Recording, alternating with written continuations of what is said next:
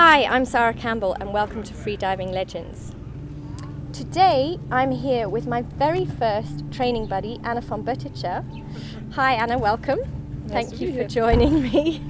So we used to train together back in 2007. It was 2007. 2007, yeah, when we both really started competing. And it was fun times. I, of course, then went on to do the world records, and you have made several attempts at the variable record. Just one. One attempt, okay. But it's still out there for you as a possibility? Not at the moment. At the moment, I'm training constant weight because I've stepped away from it. We have World Championships this year, so right. I haven't thought about it for a while. Okay. But I might still do it one day. It's the sort of thing that lots of things have to come together, and the time has to be right, and you have to have the right amount of time to dedicate your training. And so you never know if you can do it or not. It's just something that's always a possibility, I think. But lots of factors have to work together to make it happen. Yeah. So, I mean, your variable attempt, what year was it in? It was three years 2011. ago? Yeah, okay. Oh, it was longer. 4 years ago, yeah. Okay. So, I mean, you trained, you were ready, you did the unofficial world record in tandem, no limits, with Andrea shortly before. Yeah. So, like 3 weeks it before. really looked like you were on target. But you had a huge accident. What happened? Yeah, I mean, we were really good. We were ready. We'd done the tandem record with 125 meters, and then I think a number of things happened. First of all, underestimated a little bit, all of us, how it was going to be to immediately go from one world record to keep doing training without a break. Like there was no break in between for the next thing. Okay. And actually, I think I would have needed a break, like several days off, because it is still. Even if it was unofficial and more or less for fun and part of the training, it was still a target, and we were both nervous, and it's excitement, and actually you need a bit of time off from that before you go on to the next thing. And we didn't have that much time, and also I think we all underestimated the time it was going to take to switch from variable from no limits to variable, to be comfortable on the variable sled. The swim back. The swim up was actually not the problem at all. Okay. The problem was to be comfortable on the way down on the different sled, because on the no limits sled I didn't have to hold on the way down. I was strapped in with my feet. Right. But on the variable sled I had to hold myself on the sled on the way down, and that's so different. It feels so different that all the sort of comfort zone on the way down changes, and it needs some time to adjust to that. Okay. And so that took a little bit of time, and then I was tired because we didn't have a break, and so I had a sort of a week of bad training, let's say, which is not that unusual in freediving anyway. But just before the record attempt started, everything started to go well again, and we were well on target, and I had some good dives, and swimming up anyway was easy. I was just having the urge to breathe contractions in the last 20 meters before the surface, so that was really, it was no problem at all, so it looked good. And then on the attempt itself, there was one really small mistake that I made, and that just goes to show that you never change even the smallest detail on the attempt itself. And I put the mask strap tighter, and because I'd nearly lost the mask a couple of times, the strap had come off on the way down a couple of times. So I remember Marco saying to me, tighten the strap. We actually even have that on video, just as I'm getting ready, and so I did, and that completely changed the feel I had for how much do I need to equalize the mask, because I was going with a mask, and so I figured out very, very finely how much to equalize it, so I'm not wasting air when I just have it just right. Yeah.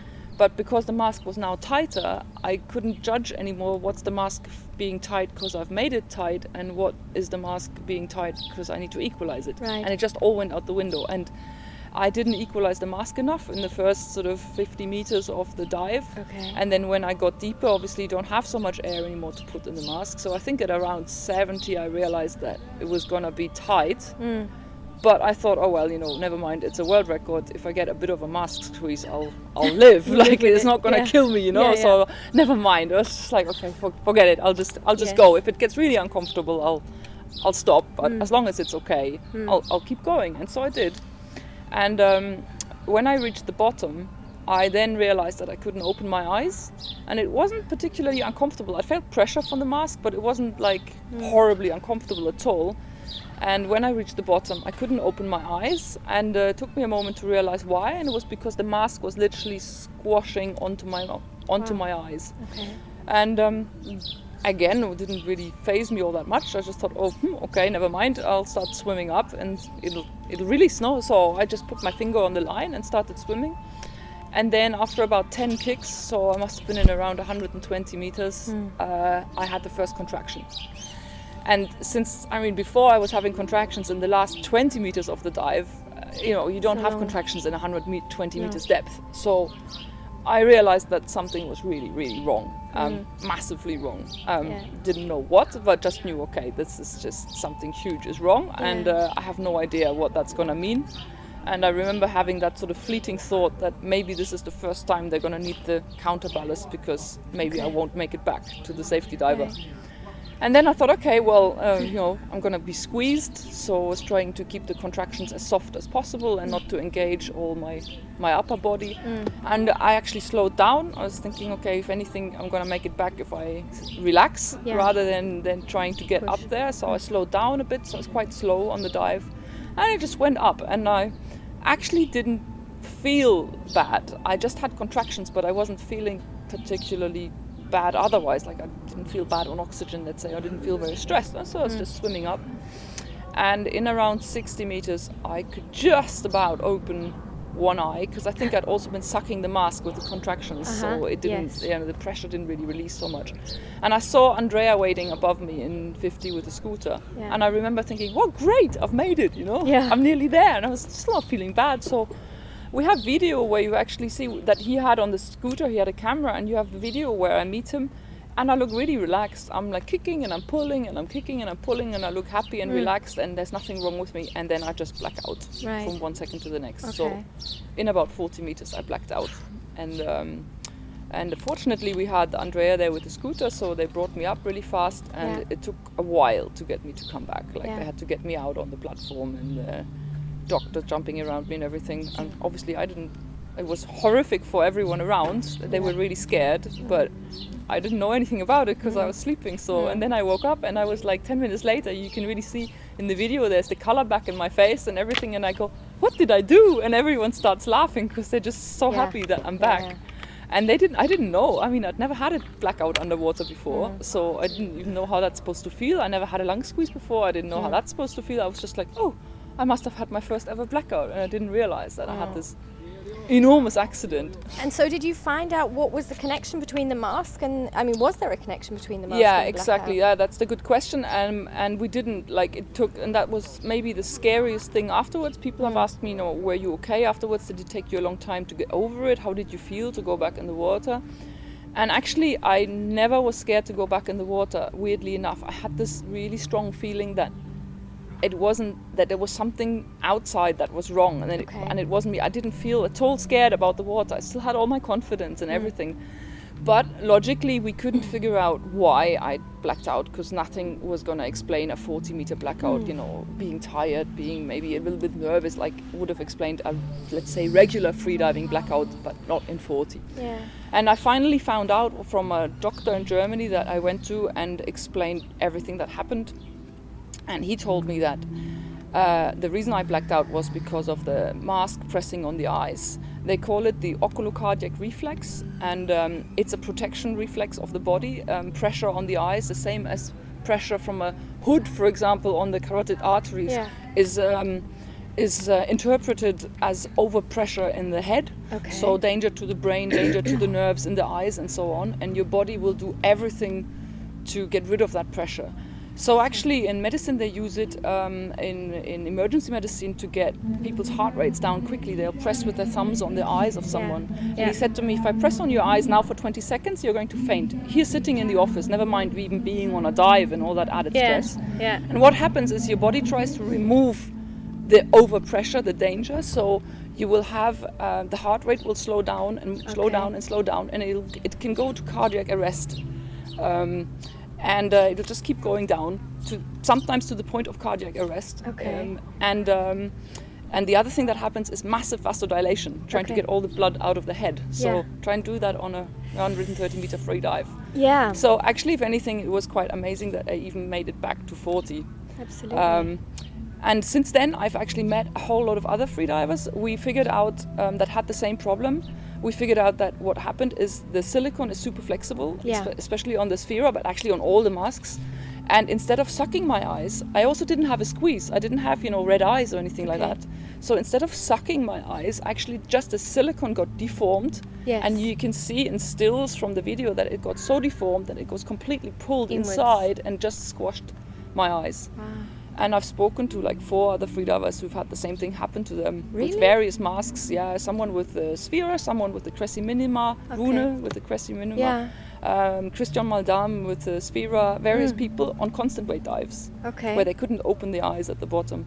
But they weren't so deep and it didn't take so long, so the pressure was released again more quickly, so they didn't have any accidents. And I mean, obviously going to 130 like that was a bit special. Yeah. So yeah, I was just really unlucky to have to be the one to find that out.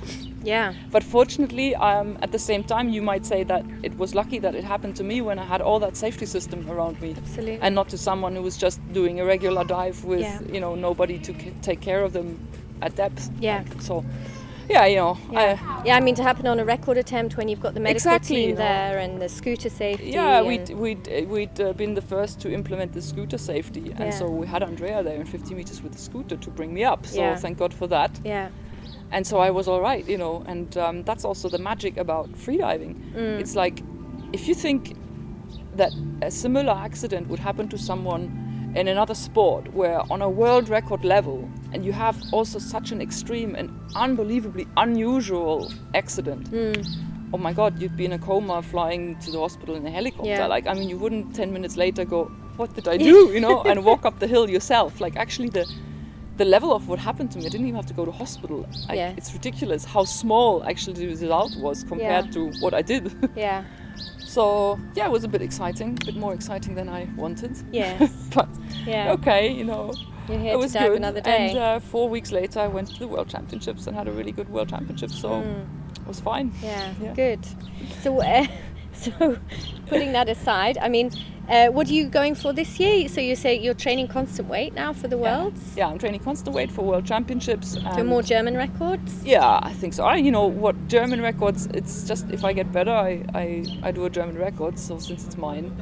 But it's just about getting better, isn't it? Like, I mean, people go, what are you going for? I don't know. I'd like to be better than the last time, which was 2 years ago. So, I mean, all of us, I think it's nice to develop, right? Yeah. Then you never know what's going to happen. You have to stay healthy. You have to have a good day. You have to try not to drop your monofin on your foot and all those things have to be right. So you just have to enjoy it and see how it goes. I can't really say I have a target particularly other than maybe getting better than I was before. Yeah. So one of the things that I love about you and which really inspires me is that you dedicate a lot of time to your freediving, but also in the winter you're off to the slopes and you are a kick-ass snowboarder as well. I mean, you're like it's not Wonder Woman. What are you? Is it Wonder Woman? Know. I don't know. But anyway, Lara Croft maybe. I don't know. But you have this sort of extreme edge in you. And you live fully. So what is it, I mean, do you see like a parallel between what you do in the water and what you do on the slopes? Or very much so. I mean, I love the mountains and always did, and I can't imagine completely giving that up. And someone once asked me, what would happen if someone told you now that you can't freedive anymore? And the truth is, after that accident, I was considering that I won't be able, if I cannot find out what happened, then it has to be something to do with me, to do with my autoimmune disease, and we don't know, there's no research concerning that. So then I cannot possibly just keep freediving like that, because you have to accept that the risk is too great, and I mean, it'd be stupid to just force it, so you'd have to give that up, right? So I was ready to give up deep freediving, basically, and people said, oh, what would that do to you? And well, of course I would miss it, because I do really love it, but I said, guys, if someone now told me that you can't ever put your head underwater anymore, I'd immediately start surfing, intensively rock climbing, windsurfing. I mean, there are so many things that I would still love to do and I don't have time for. And I think it's not so much being the freediver. Of course, it's great, but I think people who do that kind of stuff, we live passion. We have a passion. We understand having a passion, and that's something that's always going to be in my life about whatever it is. And there are many things that I could be passionate about. Yeah. And that you're also going to get that intense joy out of getting better at it and doing it and exploring yourself in that environment. And that doesn't have to be freediving. It is freediving and something I like, but it could also be something else. And I would just have so much fun going rock climbing, for example. I know I would. And that's something that's a certain type of person, I think, that will always just be so passionate about what they do, and get that intense amount of enjoyment from it. And that's it's the personality more than the thing itself, and it can be many things that you're going to do. So that also is the snowboarding for me. It's just as intense and as wonderful as the freediving. Now, of course, freediving I've been doing for a very long time. Some diving and depth. I love depth. I always did. And then in freediving we have world championships and things to do and stuff to go to, and that's exciting and it's fun, whereas snowboarding is more recreational, let's say. Okay. You know, I'm not doing competitions, but it's similar in how it feels. Yeah. So I mean, for you it's the attitude that you take to what you do rather than what you do. I think so, yeah. I mean, do you think that that's something that a lot of the competitive freedivers could learn something from nowadays? What do you think about the competitive environment? Yeah, I think that's something that people are losing, and then it's not just in the competitive freediving. I think that's something actually worldwide, and it goes across the board to almost all activities that people are losing. If you think back to times of our parents' generation even, people were divers, or they would say, I'm a mountaineer. Right. And they would consider themselves as a mountain climber or a diver. And that would mean they were going diving every weekend, and they're in a club, or they go hiking every weekend. And, you know, that's what they do. And they feel that's what they are. And it's a big part of their life. Yeah. And yet they would never dream of climbing Everest. I mean, they would just say, I'm a mountaineer and that's what I do in my holidays, and it's what I like to do, and it's a huge thing in my life. And they would admire the Messmers of this world who climb Everest, and it would still just be for someone who's a professional and mountain guide and did that all their life, and a few of those get to climb Everest. Nowadays what happens is that someone who's a postman in the US, I mean, I saw a documentary about this, some guy who's a postman in the US, he scraped together from some inheritance and whatever, he scraped together $60,000. You pay $60,000 and you go up Everest, and never climbed a mountain in his life before.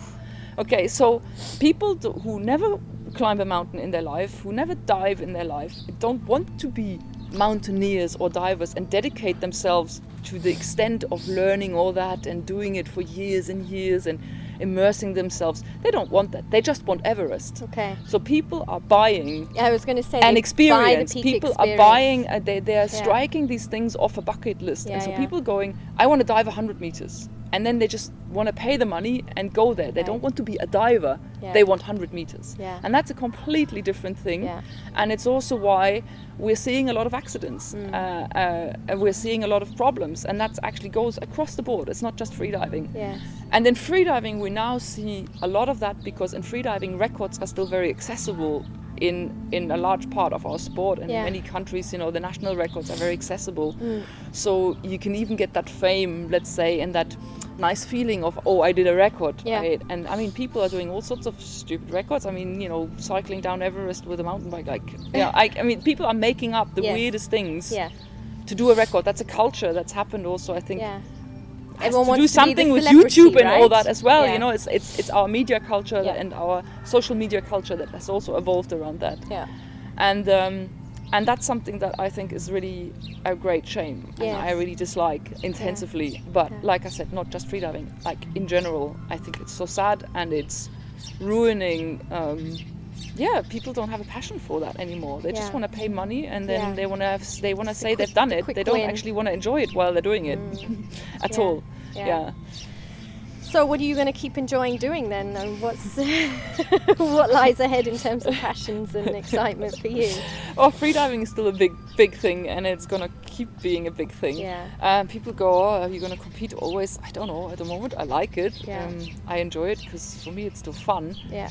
But it's not the most important thing. Yeah. And also, what people don't see is that I love the depth, and I dived very, very deep before on Trimix, and nobody cared about it except me. Yeah. Like freediving, that we happen to have records and we happen to have competitions, is a sort of side thing. Yeah. So I still want to do some deep free dives. I still would like to do a successful 130-meter dive, because that's the same depth I did in scuba, like with tanks. Yes. So I'd like to do the same depth without. Yeah. So, I'll go there, but this doesn't have to be a record. It might be one, but doesn't have to be one. Yeah. And we'll see. Like, the water is great. What I'd like to do next year for sure in the future is I want to go freediving in some of the places that I would have scuba dived before.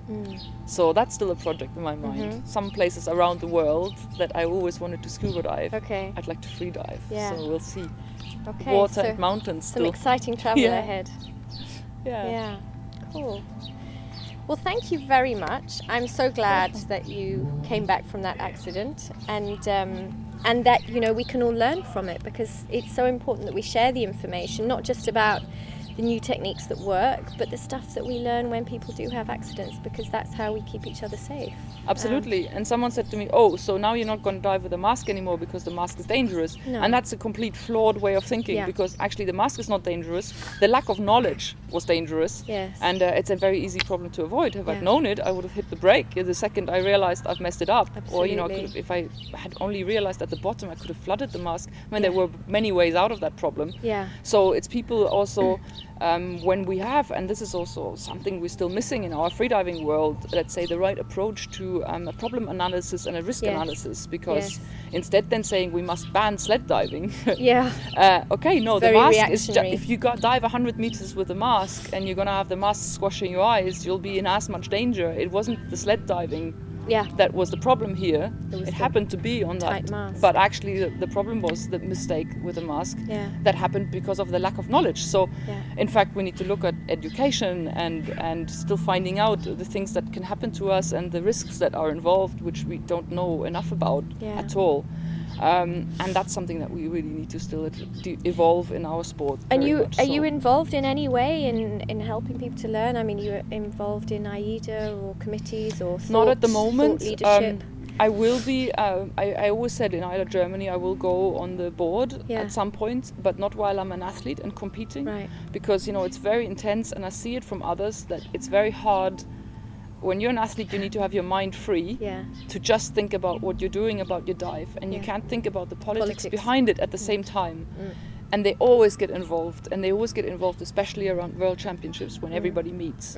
And you have to be free of that. So when I'm done with competing myself, I'll become a judge and I'll take a position on the board, because I hugely appreciate that other people are doing it for me now. They're dedicating their time, they're giving their time, and I'll give my time later. Yeah. But I don't want to mix it with being an athlete. And I think not enough deep athletes are involved on the boards and are judges, and it's very important for the safety, because you have a different understanding when you've done it yourself.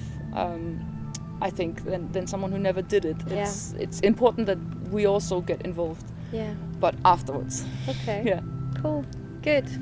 Well, thank you ever so much. It's been it's always fun to see you and catch up. So this was my little pleasure interview.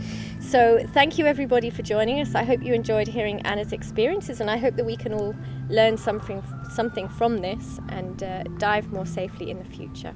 So enjoy the ocean. Have fun and let it be your passion rather than being too goal oriented. Sat Nam.